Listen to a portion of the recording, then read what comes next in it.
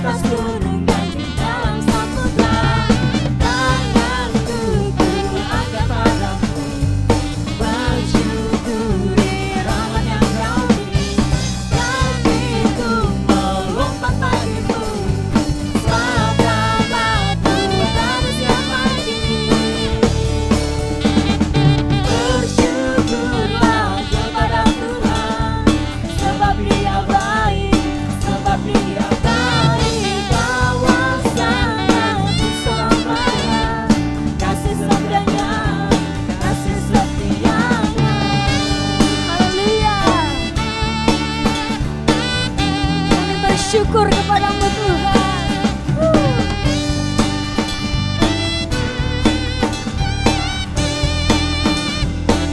Angkat tanganmu, katakan.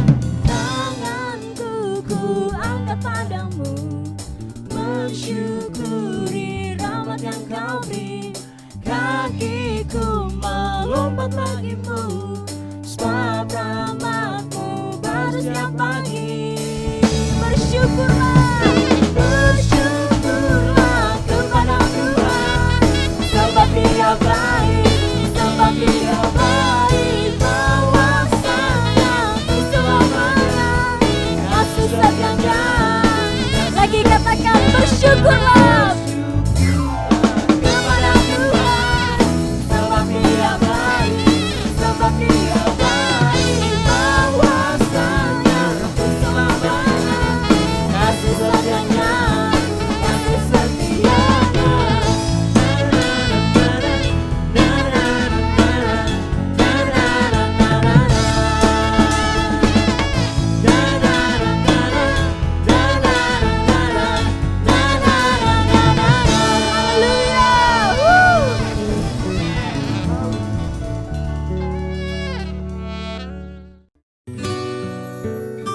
Shalom para messenger Pentakosta ketiga. Mari sama-sama kita bacakan ada 5 definisi daripada Pentakosta yang ketiga. Yang pertama, Pentakosta ketiga adalah pencurahan Roh Kudus yang dahsyat di zaman now. melebihi yang pernah terjadi di Azusa Street. Yang kedua, Pentakosta ketiga akan mengakibatkan penuaian jiwa yang terbesar dan yang terakhir sebelum Tuhan Yesus datang untuk kali yang kedua. Yang ketiga, Pentakosta ketiga akan membangkitkan generasi Yeremia, yaitu anak-anak muda yang dipenuhi Roh Kudus, cinta mati-matian dengan Tuhan dan tidak kompromi terhadap dosa, dan akan bergerak untuk memenangkan jiwa bagi Tuhan. Yang keempat, Pentakosta ketiga lahir di Indonesia dan bergerak ke bangsa-bangsa. Gerakan ini dari timur ke barat dan akan kembali ke Yerusalem. Dan yang kelima, yang terakhir, Pentakosta ketiga akan memberikan kuasa untuk menyelesaikan amanat agung. Setelah itu Tuhan Yesus akan datang untuk kali yang kedua. Tuhan Yesus memberkati kita semua. Shalom. Haleluya. Izinkan kami masuk lebih dalam lagi untuk menyembah Engkau Tuhan. Hari ini kami mau beri semua pujian kami yang terbaik. Kami mau beri hanya untuk Engkau, Raja di atas segala raja. Terpujilah nama-Mu Tuhan. Haleluya.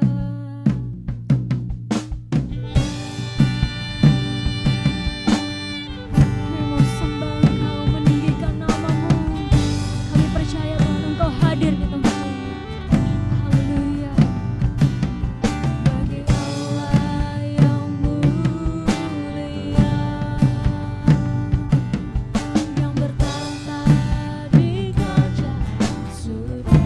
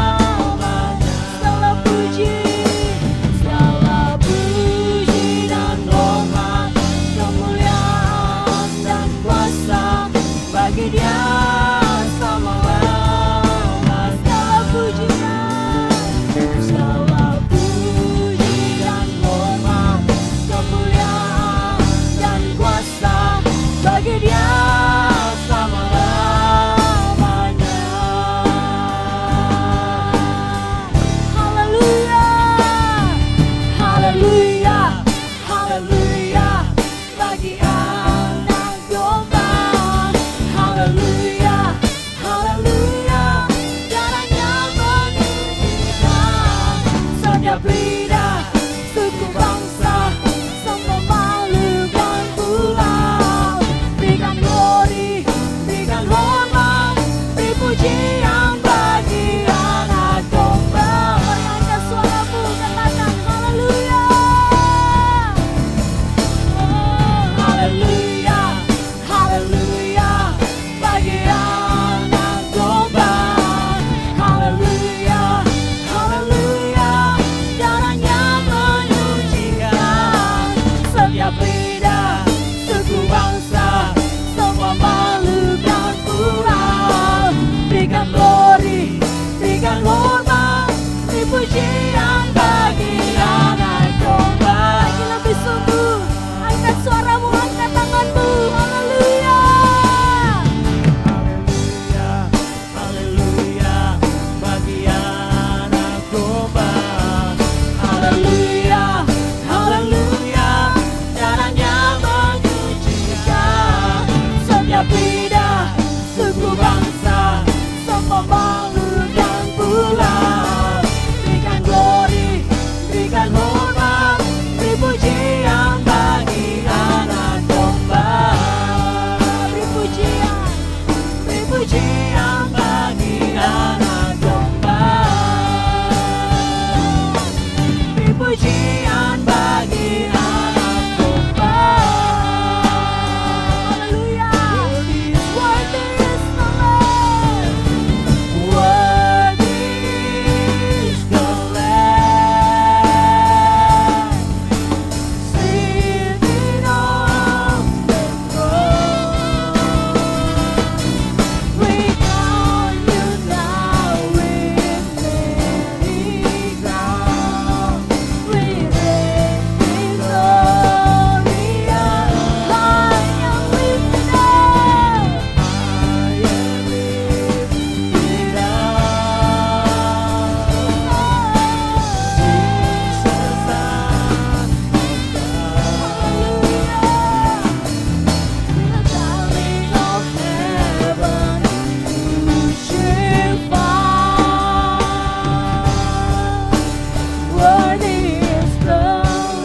Mari sejenak kita menyembah Tuhan.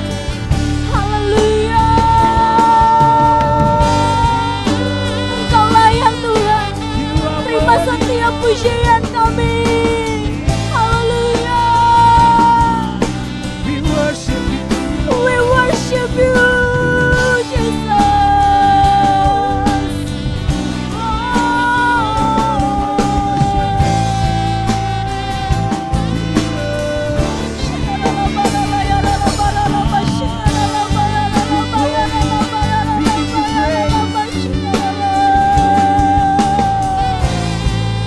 Kami tinggikan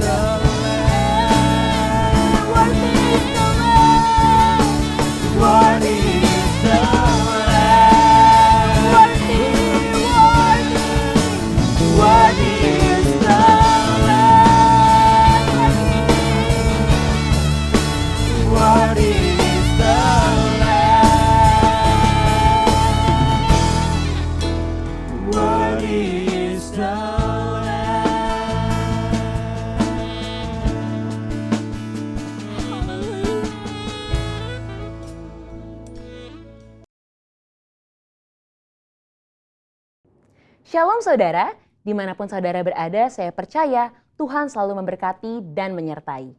Memasuki bulan Februari, keluarga besar kita GBI Jalan Jenderal Gatot Subroto selalu mempraktekkan persembahan sulung sebagai persembahan yang terbaik kepada Tuhan.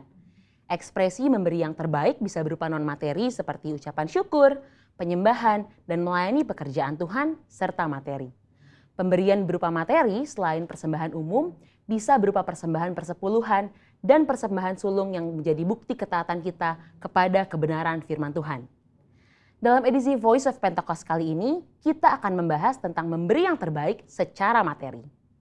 Dalam konteks Matius 7 ayat 9-11, Tuhan Yesus membuat sebuah komparasi antara pendengar pada waktu itu yang disebut dengan istilah kamu yang jahat dengan Bapamu yang di sorga.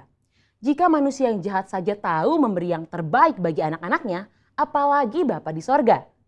Dalam hal memberi, Bapa Sorgawi memiliki sebuah standar, yaitu yang terbaik. Ini terbukti dari Bapa yang telah memberikan anaknya yang tunggal untuk menebus manusia dari dosa sebagaimana dicatat dalam Yohanes 3 ayatnya yang ke-16. Mari kita simak pembahasan persembahan dalam Perjanjian Lama terlebih dahulu.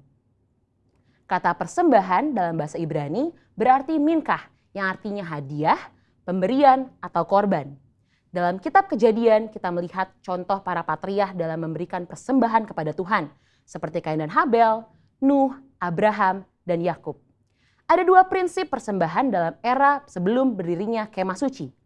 Yang pertama, persembahan merupakan inisiatif pribadi sebagai respon si pemberi persembahan akan kasih, berkat, penyertaan, serta perlindungan Tuhan.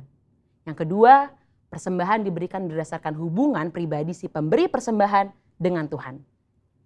Setelah berdirinya kemah suci, Tuhan memberikan hukum-hukumnya yang mengatur berbagai jenis korban sebagai persembahan. Walaupun jenis korban dan tata cara diatur berdasarkan hukum, aturan tersebut menjadi sarana yang memperjelas dalam hal memberi persembahan, sehingga persembahan yang diberikan tepat seperti yang dikehendaki Tuhan. Bagaimana dalam Perjanjian Baru? Ada 3 pesan penting yang dapat kita pelajari dari Maria mengenai memberi yang terbaik. Yang pertama, mereka yang memiliki hubungan yang berkualitas dengan Tuhan umumnya memiliki standar yang tinggi dalam memberi, yakni senantiasa berupaya memberikan yang terbaik. Dalam Yohanes 12 ayat 1-8, Maria mempersembahkan setengah kati minyak narwastu murni dan menyeka kaki Yesus dengan rambutnya. Harga minyak narwastu itu adalah 300 dinar dan kita tahu bahwa 1 dinar adalah upah sehari orang bekerja. Jadi Maria menuangkan minyak yang harganya hampir sama dengan 1 tahun upah orang bekerja. Wow, sungguh sebuah persembahan yang terbaik. Yang kedua, mereka yang tidak memiliki hubungan yang berkualitas dengan Tuhan hanya dapat memahami pemberian sebagai sebuah hukum yang tertulis. Ketika yang lainnya sudah dengan tekun dan setia mengembalikan persepuluhan, mereka masih sibuk menggali tentang apakah persepuluhan ini benar alkitabiah. Maria tidak pusing dengan apa kata orang. Dia langsung menuangkan minyak tersebut bukan karena aturan, tetapi karena ada hubungan yang personal dengan Yesus. Yang ketiga, ada sekelompok orang seperti Yudas Iskariot yang akan selalu mengkritik mereka yang memberi dengan standar yang tinggi bagi pekerjaan Tuhan melalui gereja. Ketika Maria menuangkan minyak narwastu, Yudas Iskariot mengkritisi tindakan tersebut sebagai pemborosan dan bisa dibagikan kepada orang miskin. Alkitab mencatat Yudas berkata seperti itu bukan karena memiliki belas kasihan, tetapi karena ia sering mengambil uang kas pelayanan Yesus. Dari sini kita belajar bahwa memberi bukanlah soal finansial, tetapi soal hati. Orang yang mengasihi Tuhan akan mengekspresikannya lewat perbuatan dan tindakan, seperti yang digambarkan dalam hukum yang pertama dan terutama. Kasihilah Tuhan Allahmu dengan segenap hatimu dan dengan segenap jiwamu dan dengan segenap akal budimu, dan kasihilah sesamamu manusia seperti dirimu sendiri. Ketika kita mengalami kasih yang besar dari Yesus seperti Maria, maka kita hanya akan memiliki satu standar dalam memberi, yaitu yang terbaik. Ini karena kita tahu dan sungguh sadar bahwa sebesar apapun pemberian yang bisa kita berikan, tidak akan mampu membalas apa yang sudah Tuhan Yesus lakukan di dalam hidup kita. Salah satu ekspresi pemberian terbaik yang dilakukan oleh keluarga besar GBI Jalan Jenderal Gatot Subroto sejak awal adalah persembahan sulung. Persembahan sulung yang umumnya dilakukan pada bulan Februari setiap tahunnya adalah salah satu bentuk disiplin rohani, baik dalam hal jumlah, nilai persembahan, dan terlebih dalam hal kemurahan hati. Secara angka atau persentase, memberi seluruhnya atau 100% tentu adalah nilai yang sangat tinggi atau kita sebut dengan standar yang terbaik. Ini bukan berbicara soal angka saja, lebih dari itu, ini berbicara tentang hati. Salah satu contoh lainnya dalam memberi yang terbaik selain Maria di Yohanes 12 adalah jemaat di Makedonia dalam 2 Korintus 8. Di tengah kesukaran dan kemiskinan, justru sukacita mereka berlimpah, bahkan mau memberi melampaui kemampuan mereka membantu jemaat di Yerusalem. Pesan utama dari cerita ini adalah kasih karunia Tuhan mentransformasi hati dan memampukan jemaat di Makedonia untuk memberi melampaui keterbatasan mereka. Saudara, kita telah melihat dari Perjanjian Lama bahwa Tuhan menghendaki pemberian atas dasar kerelaan dan sebagai respon terhadap kebaikannya.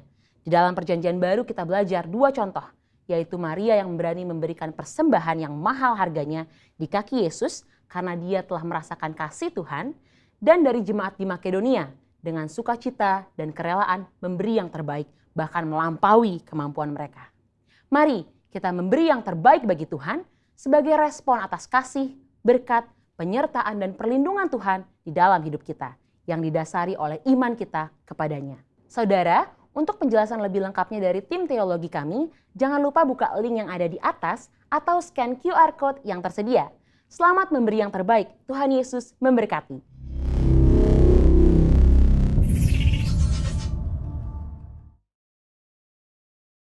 Bapa di surga, Engkau Allah yang baik, Allah yang luar biasa. Tuhan, terima kasih Engkau baik, Engkau luar biasa yang menolong kami, memberkati, menyertai kami semua. Hari ini kami akan mendengarkan firman-Mu. Tuhan tolong kami supaya kami dapat mendengarkan dengan baik, kami mengerti dan kami melakukannya dalam kehidupan kami hari lepas hari. Terima kasih, di dalam nama Yesus kami sudah berdoa. Haleluya. Amin. Ya, shalom saudara semuanya. Semoga kita bersuka cita pada hari ini, hari di mana Tuhan menolong kita, hari di mana Tuhan memberkati, dan kita mau mendengarkan firman Tuhan pada hari ini dari Daniel 3 ayat 1 sampai 30. Saudara, kita akan baca ayat 17, 18, 19 dari Daniel pasal 3. Jika Allah kami yang kami puja sanggup melepaskan kami, maka Ia akan melepaskan kami dari perapian yang menyala-nyala itu dan dari dalam tangan-Mu, ya Raja. Tetapi seandainya tidak, hendaklah Tuanku mengetahui, ya Raja, bahwa kami tidak akan memuja dewa Tuanku dan tidak akan menyembah patung emas yang Tuanku dirikan itu. Maka meluaplah kegeraman Nebukadnezar, air mukanya berubah terhadap Sadrak, Mesak, dan Abednego.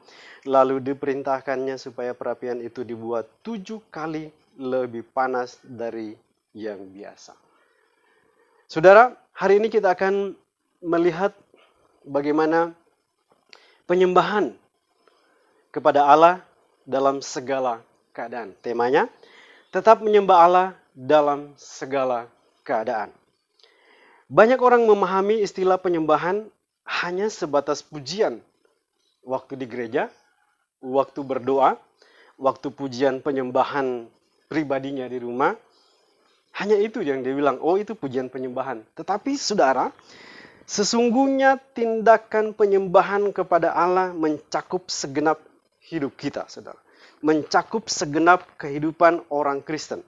Nah, ada contoh pada hari ini, Sadrak, Mesak, dan Abednego adalah pribadi-pribadi yang hidup dalam penyembahan yang sesungguhnya, yakni menyembah Allah tidak bergantung dalam situasi dan kondisi. Ada beberapa hal yang menunjukkan bahwa komitmen penyembahan Sadrak, Mesak, dan Abednego yang dapat kita teladani pada hari-hari ini. Yang pertama, tetaplah menyembah Allah meskipun semua orang menyembah Allah lain. Menyembah Allah dalam sebuah lingkungan yang rohani tidak sulit. Semua orang puji Tuhan, semua orang bilang haleluya. Tetapi waktu kita memuji menyembah Tuhan, di mana orang-orang lain menyembah Allah lain, ini sulit, saudara. Namun, Sadrak, Mesak, dan Abednego tidak demikian. Ketika Raja Nebukadnezar membuat sebuah patung emas untuk disembah, semua orang dari segala bangsa, suku bangsa, dan bahasa menyembah patung emas itu. Tetapi Sadrak, Mesak, dan Abednego tetap menyembah Yahweh. tetap menyembah Allah yang benar, Allah orang Israel. Mereka tidak terpengaruh, saudara. Yang berikut, Sadrak, Mesak, dan Abednego tetap menyembah Allah meskipun banyak orang lain menuduh. Dalam hidup ini kita bertemu dengan berbagai karakter manusia. Ada orang yang setuju dengan tindakan kita, ada yang tidak peduli, tetapi tidak sedikit juga yang tidak setuju dengan, bahkan selalu mencari-cari kelemahan kita, sudah. Dapatkah kita hidup menyembah Allah ketika orang menuduh atau melihat penyembahan kita sebagai suatu kelemahan? Beberapa orang Kasdim menyampaikan kepada raja tindakan ketidaktaatan Sadrak, Mesak, dan Abednego untuk menyembah patung yang dibuat raja itu. Menurut orang Kasdim, inilah satu-satunya kelemahan yang dapat menjatuhkan ketiga orang ini. Namun Sadrak, Mesak, dan Abednego tetap menyembah Allah. Malum saja waktu itu orang-orang ini, anak-anak muda dari Israel ini, adalah orang-orang yang hebat, saudara. Mereka dikatakan 10 kali lebih pintar dari orang-orang berilmu, orang-orang pintar yang ada. Jadi banyak orang yang iri hati. Banyak orang yang mau menduduki kedudukan mereka. Dan itu membuat iri hati sehingga mereka mencari-cari kelemahan dan didapatilah kelemahannya bahwa penyembahannya kepada Allah yang bisa dijadikan sebagai tuduhan yang menyudutkan orang-orang ini, Sadrak, Mesak, dan Abednego khususnya.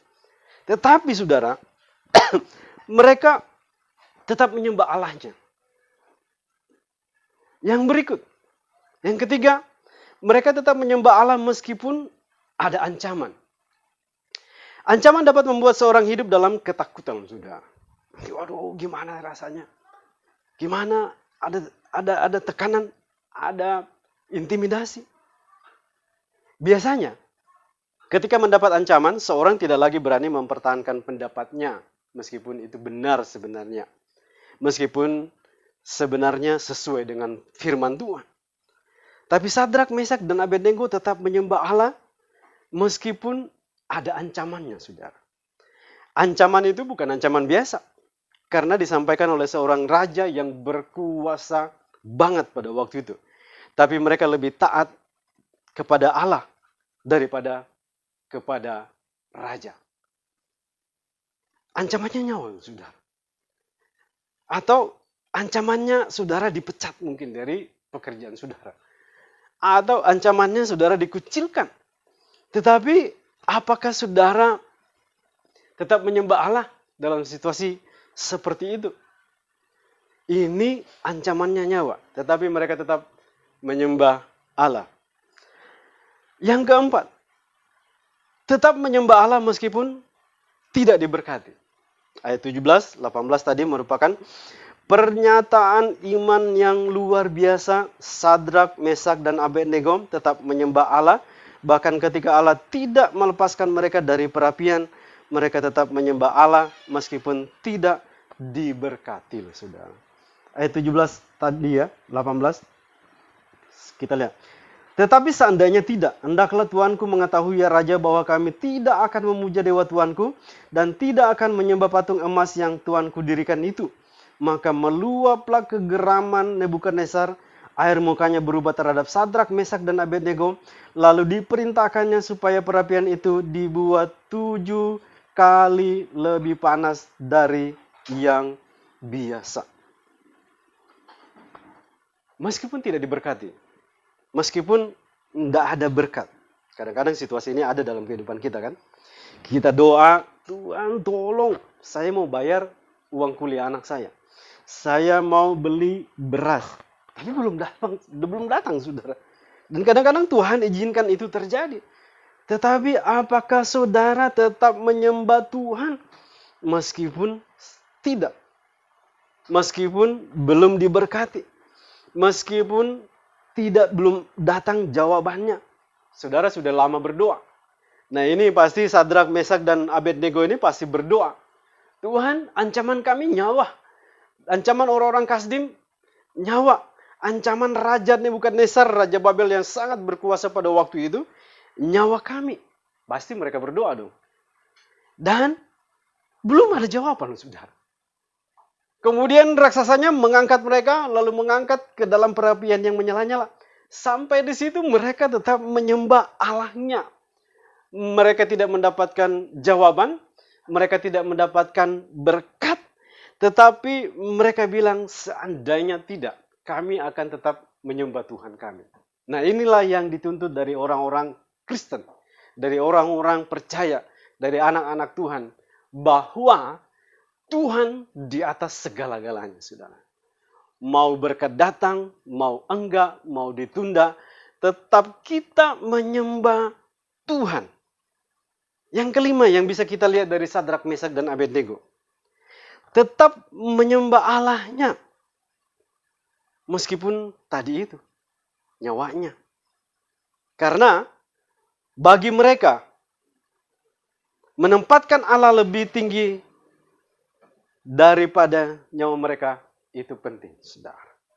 Akibatnya yang pertama, Allah hadir dalam kehidupan mereka. Allah hadir dalam kehidupan Sadrak, Mesak, dan Abednego. Semua orang menyaksikan ada 4 orang di perapian yang menyala-nyala itu, yang dipanaskan 7 kali lebih daripada yang biasanya. Yang biasanya aja sudah orang bisa bikin mati. Apalagi ini 7 kali dari yang biasanya, saudara. Ada 4 orang di dalam perapian yang menyala-nyala itu. Dan yang satunya mukanya seperti dewa. Itulah Tuhan. Ada yang menafsirkan begitu. Itulah malaikat. Ada yang menafsirkan begitu. Tapi nggak masalah soal penafsiran. Yang penting di sini adalah bagaimana kehadiran Tuhan di dalam situasi yang ada pada waktu kita sudah menempatkan Dia lebih tinggi dari segalanya, bahkan nyawa kita, loh, saudara. Tuhan hadir di sana, Tuhan meluputkan mereka dari perapian panas yang menyala-nyala pada waktu itu. Mereka berjalan-jalan, bahkan rambutnya keriting pun enggak kan. Kalau kita kena api rambut kita itu, pasti dia keriting dalam sekejap mata. Mungkin seberapa detik, langsung keriting. Lalu kalau kita tiup, pasti dia hilang, saudara. Nah, Tuhan hadir di sana. Tuhan hadir pada waktu Sadrak, Mesak, dan Abednego ini menempatkan Tuhan lebih tinggi dari nyawanya, lebih berharga dari nyawa mereka. Tuhan hadir di sana, Tuhan menolong kita. Waktu kita sungguh-sungguh berdoa, waktu kita sungguh-sungguh ada di dalam hadiratnya Tuhan, waktu kita menempatkan Dia, Allah yang luar biasa itu, yang menolong semua orang manusia, yang hadir memberkati kita semuanya. Waktu kita menempatkan Dia lebih tinggi dari segalanya, maka Dia pun akan turun kepada saudara, Dia akan turun kepada kehidupanmu, Dia akan turun kepada pekerjaanmu, kepada keluargamu, untuk menolong saudara dan saya, untuk menolong saudara dari COVID yang ada, yang menakutkan. Dia sanggup karena Dia Allah yang luar biasa, yang sanggup menolong orang yang percaya, yang sungguh percaya kepadanya, yang menempatkan Dia nomor 1 dari segala sesuatu. Maka Dia akan menolong saudara. Dia hadir dalam kehidupan saudara. Yang kedua, peristiwa ini menjadi kesaksian bagi raja, bahkan bagi seluruh dunia. Ayat 29 merupakan pengakuan raja tentang kebesaran Allahnya Sadrak, Mesak, dan Abednego. Pengakuan raja terhadap Allahnya orang-orang ini, saudara. Dalam kehidupan kita mesti kasih kesaksian kepada orang lain bahwa Allah kita itu dahsyat, dan kita harus kasih ke mereka. Mungkin saudara tidak sadar, saudara sedang COVID saat ini dan belum sembuh juga. Tapi nanti saatnya saudara sembuh, saudara harus menyaksikan kepada orang lain. Orang lain menyaksikan bahwa hebat Dia, Allahnya ibu itu, Allahnya bapak itu, Dia sanggup menolong. Ada anak Tuhan yang di Bali, dia COVID dan sudah koma, saudara. Tetapi waktu itu dia ditolong oleh Tuhan, di mana Tuhan menyembuhkan dari COVID, dari nyawa, dari ancaman COVID yang ada, sehingga dia tertolong dan dia bersaksi. Jadi orang lain harus melihat dalam kehidupan kita bahwa ada Allah kita yang dahsyat, yang sanggup menolong kita semuanya, saudara. Yang ketiga, Tuhan memberikan kedudukan yang baik kepada Sadrak, Mesak, dan Abednego. Allah ingin menunjukkan bahwa memberkati adalah bagiannya Tuhan. Dan bagian kita adalah percaya, tunduk, taat kepadanya dengan segenap hati. Bagiannya Tuhan adalah memberkati saudara dan saya. Tapi syaratnya, saudara harus sungguh-sungguh dalam Tuhan.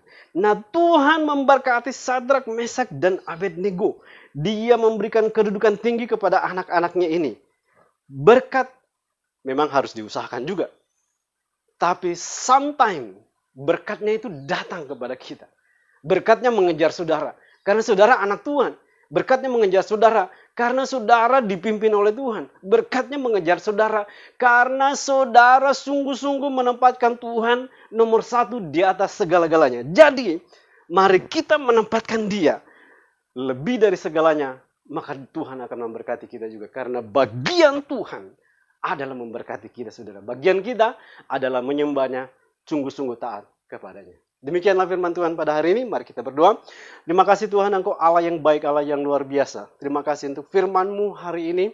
Hidupkan itu dalam kehidupan kami, agar supaya menjadi guidance dalam kehidupan kami. Menjadi petunjuk, menjadi arahan dalam kehidupan kami. Untuk kami memuji-puji nama Tuhan. Untuk kehidupan kami melakukan firman-Mu. Untuk kami sungguh-sungguh taat kepada Tuhan. Memuji, menyembah Tuhan, melakukan firman-Mu dalam kehidupan kami hari lepas hari. Dalam nama Yesus, kami sudah berdoa, haleluya. Amin. Mari saat ini kita satukan hati kita mau berdoa. Bapak, terima kasih Tuhan buat hari ini, buat firman-Mu Tuhan yang ditabur oleh hamba-Mu Tuhan. Dan Bapak, saat ini biar kiranya firman ini jatuh di tanah yang subur di dalam hati dan pikiran kami, dan berbuah lebat Tuhan di dalam kehidupan kami, sehingga orang lain melihat Engkau di dalam kami Tuhan. Bapak, terima kasih untuk hamba-Mu Bapak Pendeta Yohanes Tamo yang menyampaikan kebenaran firman-Mu. Bapak, Engkau yang berkati, Engkau yang pimpin, Engkau yang urapi Tuhan. Engkau yang jadikan terus di alat-Mu yang luar biasa Tuhan. Berkati Pak Yo beserta dengan keluarga besarnya Tuhan. Dan Bapak, biar kiranya tanda-tanda orang benar selalu menyertai. Dan Bapak, kami gak lupa juga berdoa Tuhan untuk pemimpin rohani kami Tuhan. Bapak Gembala Sidang, Gembala Pembina kami, Bapak Pendeta Insinyur Niko Nyotora Harjo, dengan keempat wakilnya. Engkau yang berkati, Engkau yang pimpin, Engkau yang urapi Tuhan.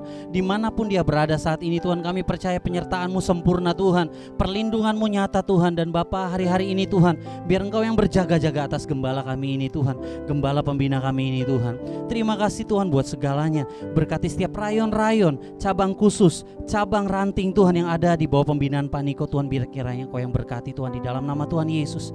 Enggak lupa kami berdoa untuk CK5, Gembala CK5 Bapak Pendeta Timotius Hardono Tuhan. Kami berdoa di dalam nama Tuhan Yesus, perlindungan-Mu sempurna atas Gembala CK kami. Bapak, biar dimanapun dia berada saat ini Tuhan, apapun yang dia lakukan Tuhan, tanda-tanda orang benar selalu menyertai. Terima kasih Tuhan. Dan kami gak lupa berdoa Tuhan untuk Gembala kami Tuhan, Bapak Antonius Tony Tuhan. Bapak, kami percaya Tuhan, perlindungan-Mu juga nyata Tuhan. Apapun yang terjadi di hari-hari ini Tuhan, Engkau yang selalu berjaga-jaga, Engkau yang mengirimkan malaikat berpasukan dari surga terus membentengi gembala kami ini Tuhan. Bapak, berkati Bapak Gembala, Ibu Gembala dan keluarga besarnya Tuhan. Biar dimanapun mereka berada Tuhan, mereka boleh jadi berkat dan penyertaan Allah sempurna atas mereka Tuhan. Terima kasih Tuhan, terima kasih. Dan gak lupa Tuhan, kami angkat tangan kami Tuhan, kami berdoa untuk bangsa dan negara kami Tuhan. Bapak, kami percaya apapun yang terjadi di hari-hari ini Tuhan, Indonesia akan tetap berdiri Tuhan. Bapak, Engkau yang jagai Indonesia, Engkau yang jagai Tuhan setiap pulau-pulau, setiap provinsi-provinsi yang ada Tuhan, di dalam nama Tuhan Yesus, setiap kota-kota, setiap desa-desa. Dan kami berdoa di dalam nama Tuhan Yesus, nama-Mu akan diperdengarkan atas bangsa ini Tuhan. Bapak, kami gak lupa berdoa untuk TNI dan Polri Tuhan yang berjaga-jaga atas bangsa ini Tuhan. Bapak, biar kiranya Engkau yang terus berikan kekuatan Tuhan, buat mereka terus ada dalam posisi netral Tuhan. Terima kasih Tuhan, terima kasih. Dan Bapak, kami menyerahkan juga para dokter, para petugas gugus COVID Tuhan. Bapak, Engkau yang berkati mereka semua, Engkau yang urapi mereka semua Tuhan. Terima kasih Tuhan, terima kasih Tuhan. Terpujilah Engkau selama-lamanya. Kalau sebentar kami akan menyelesaikan ibadah kami Tuhan, kami rindu menerima berkat-Mu melalui hamba-Mu.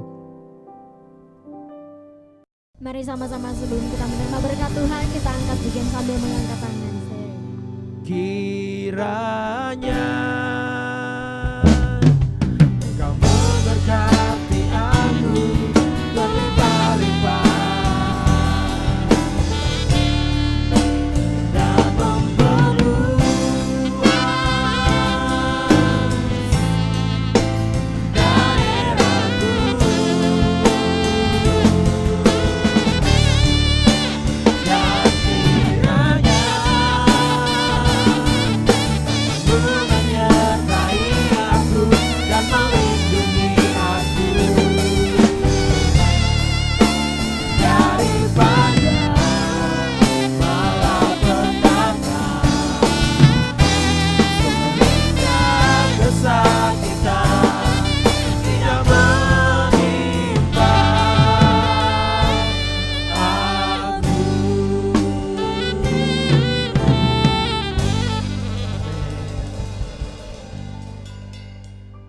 Mari kita angkat kedua tangan kita, arahkan hatimu dan pandanganmu kepadanya.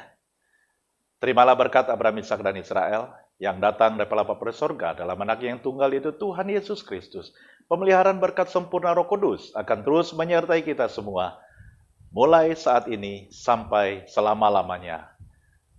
Dia datang kedua kali dan menjemput kita semua di awan-awan yang permai. Mari kita yang sudah terima berkat Tuhan, sama-sama katakan, Amin.